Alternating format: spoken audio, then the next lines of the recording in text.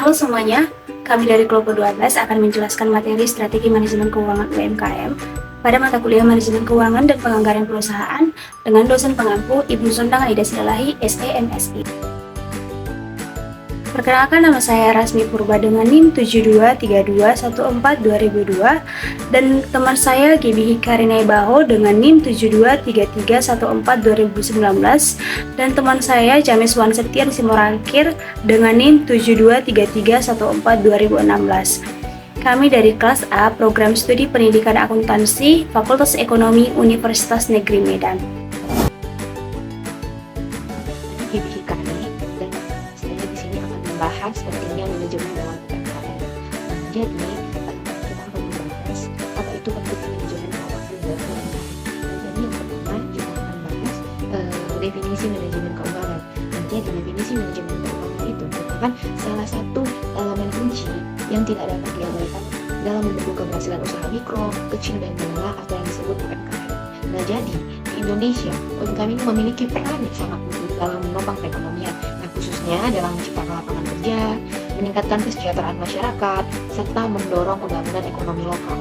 Nah, namun dalam kenyataannya UMKM ini masih menghadapi banyak tantangan. Nah, jadi tantangannya itu yang dapat menghambat pertumbuhan dan keberlanjutan usahanya. Nah, jadi salah satu permasalahan utama yang sering terjadi adalah rendahnya pemahaman dalam pengelolaan keuangan menurut Gini tahun 2020.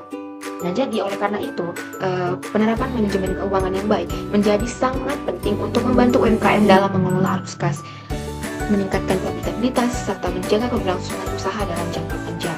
Nah, adapun kata kunci, keuangan yang teratur adalah kunci usaha yang berkelanjutan. Nah, jadi di sini maksudnya kita bisa menyimpulkan bahwa keberhasilan usaha itu bukan hanya dari penjualan saja, tapi juga dari bagaimana cara kita mengelola keuangannya. Oke, next sekarang kita akan membahas aspek penting manajemen keuangan UMKM menurut Mulyanti tahun 2019. Nah, jadi yang pertama itu ada mengelola arus kas dan menjaga likuiditas. Nah, jadi dalam hal pengelolaan arus kas, manajemen keuangan itu harus membantu UMKM memantau arus kas masuk dan keluar supaya tetap punya uang untuk kebutuhan sehari-hari seperti bayar gaji, sewa, dan beli bahan baku. Kemudian membantu perencanaan dan penganggaran.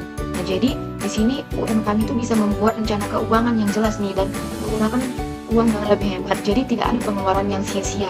Nah, gitu. Nah, jadi yang ketiga itu mengendalikan biaya dan utang. Nah, jadi di sini kita mengontrol biaya dan utang kita. Jadi UMKM itu bisa mengetahui biaya mana yang bisa dikurangi tanpa menurunkan kualitas serta mengatur utang supaya tidak menjadi beban yang besar. Gitu. Nah, yang keempat itu mendukung pengambilan keputusan. Jadi dalam pengambilan keputusan, informasi keuangan yang akurat itu menjadi dasar penting untuk menentukan langkah strategis seperti ekspansi usaha atau investasi. Nah, jadi di sini data keuangan yang jelas itu membantu pemilik usaha mengambil keputusan seperti ingin memperbesar usahanya atau melakukan investasi, gitu. Kemudian yang kelima itu meningkatkan profitabilitas usaha. Nah, jadi dengan mengatur pemasukan dan pengeluaran dengan baik, jadi usaha itu bisa mendapatkan keuntungan yang lebih maksimal, gitu ya. Jadi terus yang keenam, meningkatkan kredibilitas usaha. Nah, jadi kalau laporan keuangan rapi dan jelas, jadi kan usaha akan lebih dipercaya oleh bank nih atau investor, sehingga lebih mudah untuk mendapatkan modal, begitu. Nah, yang ke-7 membantu mitigasi risiko keuangan. Nah, jadi itu manajemen keuangan itu membantu usaha lebih siap untuk menghadapi masalah seperti penurunan penjualan atau kekurangan uang, misalnya dengan menyediakan dana cadangan. Nah, yang terakhir itu memenuhi kewajiban pajak dan regulasi. Nah, jadi dengan adanya pencatatan keuangan yang baik, jadi UMKM ini bisa membayar pajak dengan benar dan terhindar dari masalah hukum. Nah, selanjutnya topik pembahasan kita yaitu permasalahan umum dalam UMKM. Permasalahan utama yang dihadapi UMKM dalam pengelolaan keuangan dapat diidentifikasi ke dalam beberapa aspek berikut. Nah, adapun yang pertama yaitu rendahnya literasi keuangan. Nah, jadi rendahnya literasi keuangan itu menjadi kendala yang mendasar bagi pelaku UMKM. Nah, literasi keuangan ini tidak hanya mencakup kemampuan membaca dan memahami angka, tetapi juga meliputi pemahaman terhadap pengelolaan keuangan secara menyeluruh seperti perencanaan keuangan, pengelolaan modal, serta pengambilan keputusan investasi. Nah, jadi rendahnya literasi ini menyebabkan pelaku UMKM itu cenderung menjalankan usaha tanpa perencanaan yang matang dan tanpa dasar informasi keuangan yang memadai. Nah, jadi akibatnya keputusan yang diambil seringkali tidak tepat dan berpotensi merugikan usaha tersebut. Yang kedua itu tidak adanya pencatatan keuangan yang sistematis. Nah, tidak dilakukannya pencatatan keuangan secara sistematis itu juga menjadi permasalahan yang umum ditemukan. Nah, banyak pelaku UMKM yang belum menyadari pentingnya pencatatan transaksi keuangan secara rutin dan terstruktur. Nah, sebagian besar itu masih mengandalkan ingatannya sendiri atau pencatatan sederhana yang tidak terorganisir. Nah, jadi kondisi inilah yang mengakibatkan pelaku usaha itu tidak memiliki informasi yang akurat mengenai keuangan usahanya, seperti jumlah pendapatan, biaya, serta laba atau yang rugi yang dihasilkannya. Nah, jadi tanpa adanya pencatatan yang baik, proses evaluasi dan pengambilan keputusan menjadi sulit dilakukan secara objektif. Oke, yang ketiga itu pencampuran keuangan pribadi dan usaha. Nah, jadi pencampuran antara keuangan pribadi dan keuangan usaha itu merupakan masalah klasik yang sering terjadi pada UMKM. Nah, jadi pelaku usaha itu umumnya tidak memisahkan penggunaan dana untuk kebutuhan pribadi dan kebutuhan usahanya. Jadi hal inilah yang menyebabkan arus kas usaha itu menjadi tidak jelas dan sulit dikontrol. Nah, selain itu, pencampuran keuangan juga menghambat kemampuan pelaku usaha dalam menilai kinerja keuangan usahanya secara akurat. Karena tidak adanya batasan yang jelas antara pengeluaran pribadi dan pengelolaan operasional usahanya. Nah, yang keempat itu keterbatasan akses pembiayaan.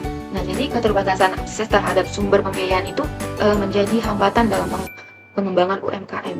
Nah, jadi bagi pelaku UMKM mengalami kesulitan dalam memperoleh pinjaman dari lembaga keuangan formal seperti bank. Nah, jadi hal inilah yang disebabkan tidak adanya laporan keuangan yang sesuai standar, kurangnya kelengkapan administrasi, serta skala usaha yang relatif kecil. Nah, jadi kondisi tersebut membuat UMKM lebih bergantung pada modal pribadi yang terbatas, sehingga uang untuk ekspansi usaha menjadi sangat terbatas. Kemudian yang kelima, lemahnya pengelolaan arus kas. Nah, jadi lemahnya pengelolaan arus kas atau cash flow itu juga menjadi permasalahan yang signifikan. Nah, jadi pelaku UMKM itu seringkali tidak mampu mengatur keseimbangan antara pemasukan dan pengeluarannya. Nah, jadi akibatnya meskipun usaha terlibat menghasilkan keuntungan, nah, jadi pelaku usaha itu tetap mengalami kesulitan dalam memenuhi kebutuhan operasional sehari-hari. Nah, jadi pengelolaan arus kas yang tidak optimal dapat menyebabkan terganggunya aktivitas usaha dan bahkan berpotensi menimbulkan kegagalan usaha. Keenam itu keterbatasan kualitas SDM. Nah, jadi keterbatasan kualitas sumber daya manusia itu turut memengaruhi kemampuan UMKM dalam mengelola keuangan. Nah, jadi sebagian besar pelaku UMKM itu tidak memiliki latar belakang pendidikan di bidang akuntansi ataupun manajemen keuangan. Nah, jadi hal inilah yang menyebabkan keterbatasan dalam menyusun laporan keuangan, melakukan analisis keuangan, serta memahami kondisi keuangan usaha secara menyeluruh. Nah, keterbatasan tersebut menjadi penghambat dalam penerapan manajemen keuangan yang efektif dan efisien. Nah, yang terakhir itu minimnya pemanfaatan teknologi. Nah, minimnya pemanfaatan teknologi dalam pengelolaan keuangan itu juga menjadi tantangan bagi UMKM. Nah, jadi di era digital saat ini, berbagai aplikasi dan sistem keuangan telah tersedia untuk membantu pelaku usaha dalam melakukan pencatatan dan pengelolaan keuangan secara lebih praktis dan akurat. Nah, jadi di sini namun masih banyak UMKM yang belum memanfaatkan teknologi tersebut, baik karena keterbatasan pengetahuannya atau akses maupun persepsi bahwa penggunaan teknologi memerlukan biaya yang tinggi. Nah, jadi, padahal kan pemanfaatan teknologi itu dapat menjadi solusi dalam meningkatkan kualitas pengelolaan keuangan usaha. Nah, sekian materi dari saya. Terima kasih.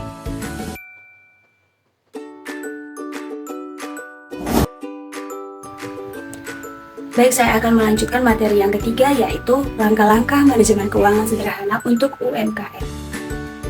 Manajemen keuangan merupakan salah satu aspek penting dalam menjalankan usaha mikro, kecil, dan menengah atau yang sering kita sebut dengan UMKM. Nah, pengelolaan keuangan yang baik membantu pelaku usaha untuk mengontrol pengeluaran mereka, mengetahui keuntungannya berapa, serta menjaga keberlanjutan usahanya. Oleh karena itu, UMKM perlu menerapkan langkah-langkah manajemen keuangan yang sederhana tetapi efektif agar usaha dapat berkembang dengan baik. Nah, berikut adalah beberapa langkah-langkah yang dibutuhkan oleh pelaku UMKM. Yang pertama adalah perencanaan keuangan usaha. Nah, langkah pertama dalam manajemen keuangan adalah membuat perencanaan keuangan usaha. Perencanaan ini bertujuan untuk memperkirakan kebutuhan modalnya, menentukan target penjualan, serta merencanakan pengeluaran usaha. Dengan adanya perencanaan, pemilik usaha dapat mengetahui berapa besar dana yang dibutuhkan untuk menjalankan kegiatan operasional. Nah, beberapa hal yang perlu direncanakan yaitu yang pertama adalah modal awal usahanya, dan ini adalah yang paling penting. Yang kedua adalah biaya operasional seperti bahan bakunya, transportasi, dan juga listriknya. Yang ketiga adalah target penjualan dan keuntungan. Nah, perencanaan keuangan yang baik akan membantu pelaku UMKM menjalankan usaha secara lebih terarah dan terkontrol. Yang kedua adalah memisahkan keuangan pribadi dan usaha. Nah, langkah berikutnya memisahkan keuangan pribadi dan keuangan usaha, yaitu banyak pelaku UMKM masih mencampur uang usaha dan uang pribadi sehingga sulit mengetahui kondisi keuangan usaha yang sebenar-benarnya. Nah, untuk menghindari hal tersebut, pelaku usaha dapat melakukan yang pertama, membuat rekening bank khusus untuk usahanya, dan yang kedua adalah menyediakan buku kas usahanya, dan yang ketiga adalah menghindari penggunaan uang usaha untuk kebutuhan pribadinya. Yang berikutnya adalah melakukan pencatatan keuangan. Nah, setiap transaksi yang terjadi dalam usaha harus dicatat rutin dan teratur. Pencatatan keuangan dapat dilakukan secara sederhana menggunakan buku kas atau aplikasi pencatatan keuangan, dan ada beberapa transaksi yang perlu dicatat oleh pelaku usaha. Yang pertama adalah pemasukan dan penjualannya berapa, yang kedua adalah pengeluaran untuk operasional usahanya, yang ketiga adalah utang dan piutang, yang keempat adalah persediaan barangnya berapa, dan yang terakhir adalah menghitung laba dan ruginya. Langkah yang keempat adalah mengelola arus kas atau cash flow. Nah, arus kas adalah aliran uang masuk dan keluar dalam usaha. Pengelolaan arus kas sangat penting agar usaha tidak mengalami kekurangan dana untuk menjalankan kegiatan operasionalnya. Nah, beberapa cara mengelola arus kas antara lain. Yang pertama, si pelaku usaha harus memastikan berapa pemasukan harus lebih besar daripada pengeluarannya, sehingga usaha tetap memiliki keuntungan dan tidak mengalami kekurangan dana operasional. Yang kedua adalah mencatat setiap transaksi keuangan secara teratur, baik pemasukan maupun pengeluaran, agar arus kas dapat dipantau dengan jelas. Yang ketiga adalah mengontrol pengeluaran yang tidak terlalu penting, sehingga dana usaha dapat digunakan secara lebih efisien. Yang keempat adalah mengatur pembayaran utang dan penagihan piutang dengan baik, agar tidak terjadi keterlambatan yang dapat mengganggu arus kas usaha. Yang terakhir adalah menyisihkan sebagian dana sebagai cadangan atau dana darurat, sehingga usaha tetap dapat berjalan ketika menghadapi kondisi yang tidak terduga. Langkah yang terakhir adalah melakukan evaluasi keuangan. Nah, langkah terakhir adalah melakukan evaluasi ini. Nah, evaluasi ini dilakukan untuk mengetahui apakah usaha mengalami keuntungan atau kerugian, serta untuk menilai efektivitas pengelolaan keuangan. Nah, melalui evaluasi, pelaku UMKM dapat melakukan berbagai cara. Yang pertama adalah mengetahui perkembangan usahanya. Ini adalah evaluasi yang penting untuk pelaku UMKM. Yang kedua adalah mengidentifikasi pengeluaran yang terlalu besar. Dan yang terakhir adalah menyusun strategi pengembangan usaha ke depan. Nah, dengan evaluasi yang rutin, pemilik usaha dapat mengambil keputusan yang lebih tepat untuk meningkatkan kinerja usahanya. Nah, dengan beberapa langkah-langkah yang sudah saya sebutkan tadi, jika pelaku UMKM menerapkan langkah-langkah ini dengan baik dan benar atau efektif, maka kemungkinan usahanya akan berkembang dan berkelanjutan.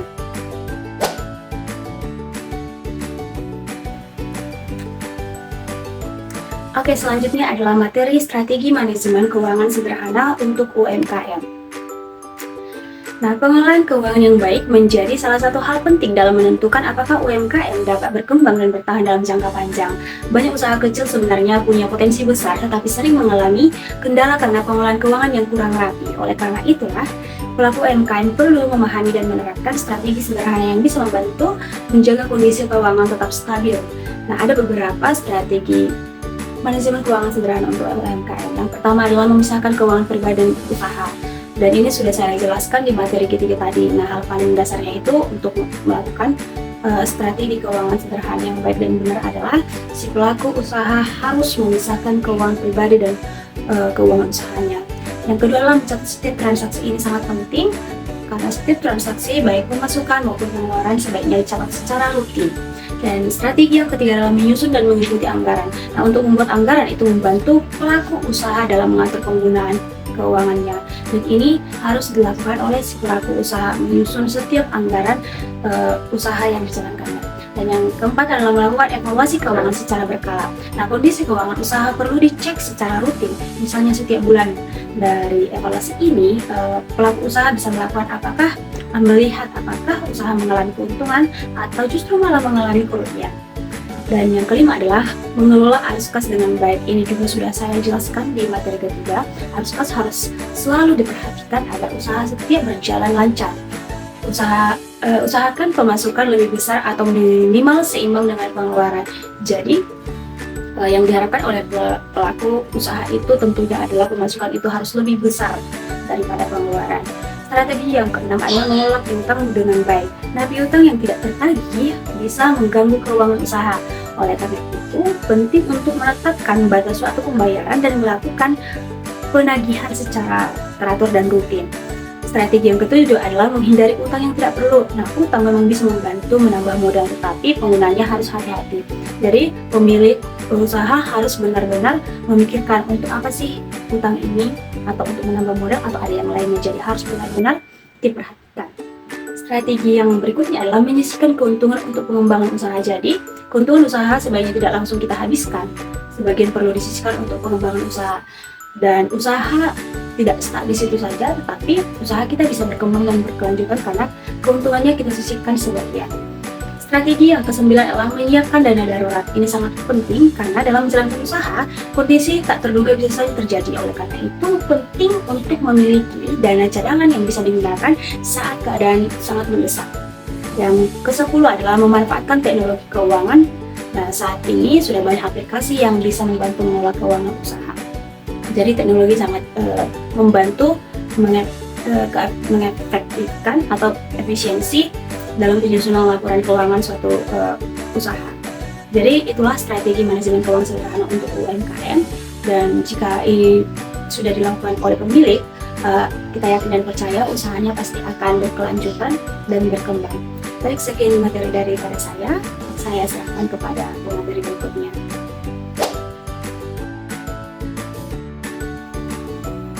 Jadi di sini saya akan membahas poin 1.5, yaitu praktek manajemen keuangan sederhana. Yang pertama itu ada pencatatan keuangan sederhana, yang dimana pencatatan keuangan sederhana adalah proses dasar dalam manajemen keuangan yang bertujuan untuk mencatat setiap transaksi dalam kegiatan usaha. Nah, pada UMKM umumnya kegiatan ini masih bersifat manual dan sederhana. Nah, pencatatan dilakukan hanya terbatas pada kegiatan transaksi kas, yaitu pemasukan dan pengeluaran. Nah, kondisi ini menunjukkan bahwa pelaku usaha belum sepenuhnya menerapkan sistem akuntansi dalam kegiatan usahanya. Contoh perhitungannya bisa kita lihat, yaitu penjualan tunai sebesar 9 juta, penjualan kredit sebesar 3 juta, dan biaya sebesar 7 juta. Nah, yang dimana kasnya itu 9 juta dikurang 7 juta, yaitu 2 juta. Kenapa penjualan kredit belum dimasukkan kas? Karena uangnya belum kita terima, sehingga kas yang di tangan setelahnya sebesar 2 juta. Yang kedua itu ada penyusunan laporan keuangan sederhana. Penyusunan laporan keuangan sederhana merupakan tahap selanjut dari pencatatan transaksi, yang dimana dalam praktiknya laporan keuangan pada UMKM hanya bersifat dan masih disusun secara sederhana dan belum mengikuti standar akuntansi yang berlaku secara umum. Nah, laporan keuangan yang disusun biasanya hanya berupa ringkasan dari pencatatan transaksi, seperti total pemasukan, total pengeluaran, dan total dari laba dan rugi. Contohnya itu bisa kita lihat, di mana pendapatan tadi kan 9 juta. Nah, sedangkan ada juga penjualan kreditnya 3 juta, sehingga total pendapatannya itu 12 juta. Nah, labanya itu jadi 12 juta dikurang biaya tadi 7 juta sebesar 5 juta. Nah, jadi laba yang kita terima itu 5 juta, tetapi yang masih di tangan itu 2 juta, karena 3 juta lagi masih bersifat piutang. Oke, jadi yang ketiga itu ada pengelolaan arus kas berbasis kas. Pengelolaan arus kas pada UMKM umumnya menggunakan pendekatan berbasis kas atau kas basics, di mana pencatatan transaksi dilakukan ketika penerimaan atau pengeluaran secara nyata. Nah, pendekatan ini dipilih karena lebih praktis dan sederhana dan mudah dipahami oleh pelaku usaha yang belum memiliki pengetahuan mengenai akuntansi. Nah, contoh perhitungannya itu, arus kasnya itu tadi kan kita dapat penjualan tunainya itu 9 juta. Nah, sedangkan biayanya itu 7 juta, di mana kas yang sisa di tangan itu 2 juta. Nah, tadi kan labanya itu 5 juta, sedangkan kas di tangan itu 2 juta. Nah, ada selisih 3 juta yang dimana kas kita sebenarnya itu masih 2 juta karena 3 juta tadi itu masih piutang. Kan sudah dibilang tadi untuk pencatatan transaksinya itu hanya dilakukan ketika terjadi penerimaan atau pengeluaran secara nyata. Nah, jadi uang nyata kas kita itu hanya 2 juta gitu. Jadi alat kasnya itu 2 juta. Yang keempat itu ada pemisahan keuangan usaha dan keuangan pribadi. Nah, pemisahan antara keuangan usaha dan keuangan pribadi merupakan prinsip dasar dalam manajemen keuangan yang bertujuan untuk menjaga kejelasan dan transparansi kondisi keuangan usaha. Dalam praktiknya, pemisahan ini masih belum banyak dilakukan oleh pelaku UMKM. Contoh perhitungannya itu, tadi kan labanya kita dapat 5 juta. Misalnya nih, ada proyek 2 juta. Nah, jika salah catat itu, laba sama dengan 5 juta dikurang 2 juta sama dengan 3 juta. Padahal itu salah karena labanya itu tetap 5 juta. Nah, PREV itu mengurangi modal, bukan mengurangi laba. Yang kelima itu ada pengambilan keputusan keuangan berdasarkan pengalaman, yang dimana dalam UMKM umumnya dilakukan berdasarkan pengalaman dan intuisi pelaku usaha. Pendekatan ini lebih bersifat praktis dan tidak didasarkan pada analisis keuangan yang sistematis. Contoh perhitungannya itu, misalnya harga jualnya itu 25.000, biayanya itu 17.000, marginnya itu 8.000. Nah, misalnya nih penjualan 20 unit yang dimana 200 dikali 8.000 sama dengan 1.600.000. Nah, ternyata kita udah berpikir bahwa kita itu untung sebesar 1.600.000. Ternyata kita tidak mengurangi, ada biaya tambahan sebesar 1.300.000. Jadi yang tadi 1.600.000 itu masih laba kotor, belum dikurangi, ada biaya tambahan. Nah, jadi laba bersihnya itu tinggal 3 juta gitu. Yang ketujuh itu ada pemanfaatan teknologi dalam pengelolaan keuangan. Nah, pemanfaatan teknologi dalam pengelolaan keuangan merupakan salah satu aspek penting dalam meningkatkan efisiensi dan akurasi pencatatan. Namun, pada UMKM, penggunaan teknologi masih tergolong rendah karena sebagian pelaku masih menggunakan pencatatan secara manual, bukan pencatatan secara teknologi. Begitu. Sekian materi dari saya. Nah, di sini saya juga akan membahas mengenai contoh format pencatatan transaksi keuangan sederhana UMKM. Yang pertama itu ada buku kas, yang dimana buku ini mencatat transaksi yang mengakibatkan kas bertambah atau kas berkurang. Dengan format seperti ini, posisi kas yang dimiliki terlihat secara cepat, karena kita bisa melihat kolom saldo transaksi terakhir. Nah, selain itu, buku ini juga mengawasi pemakaian kas agar dapat digunakan secara efektif dengan melihat selisih penerimaan dan pengeluaran. Nah, jadi ini ada contoh format buku kas yang dimana ada di sini saya ambil ke satu bulannya dari pencatatan keuangan warung usaha makan. Nah, ada modal usaha, ada beli bahan, ada penjualan, ada bayar listrik, dan ada gaji karyawan. Di sini kita bisa lihat di mana penerimaannya itu ada 6.600.000, pengeluarannya itu 3.800.000, sehingga saldo akhirnya itu 5.300.000. Yang kedua itu ada buku persediaan barang, di mana buku ini mencatat semua barang yang dibeli dari supplier. Bertambah dan berkurangnya barang akan terdokumentasi secara rapi di dalam buku ini. Nah, kita juga bisa melihat contoh formatnya. Misalnya nih, beras dibeli 50 kilo dan sisanya itu kan masih 50 kilo. Ternyata beras itu dijual 10 kilo sehingga tersisa 40 kilo lagi. Begitu. Di sini juga ada format laporan laba rugi UMKM warung makan periode Maret 2026, yang dimana terdapat pendapatan yaitu penjualan, dimana total penjualannya itu 6.600.000, maka total pendapatannya itu 6.500.000. Nah, ada juga beban, dimana bahan terpakainya itu 1.950.000, bill listriknya itu 300, dan gaji karyawannya itu 1 juta, dimana total bebannya itu 3.350.000. Jadi, laba bersihnya adalah total pendapatan dikurang total beban, sehingga 6.600.000 dikurang 3.350.000, maka hasil laba bersihnya itu 3.350.000. Di sini juga ada contoh format laporan perubahan modal UMKM warung makan periode 2026, di mana modal awalnya kan sudah kita lihat tadi itu 3 juta. Nah, sedangkan laba bersihnya itu 3.350.000. Jadi modal akhirnya itu adalah 6.350.000. Nah, di sini juga saya akan menjelaskan contoh format laporan neraca UMKM warung makan periode Maret 2026, yang dimana ada dua sisi yaitu aktiva dan pasifa, yang dimana aktivanya itu ada kas sebesar 5.300.000 dan persediaan barang sebesar 1.050.000, sehingga total aktivanya itu adalah 6.350.000. Nah, di posisi pasifa ada modal akhir sebesar 6.350.000, sehingga total pasifanya itu 6.350.000, sehingga pasifa dan aktivanya itu sama-sama seimbang.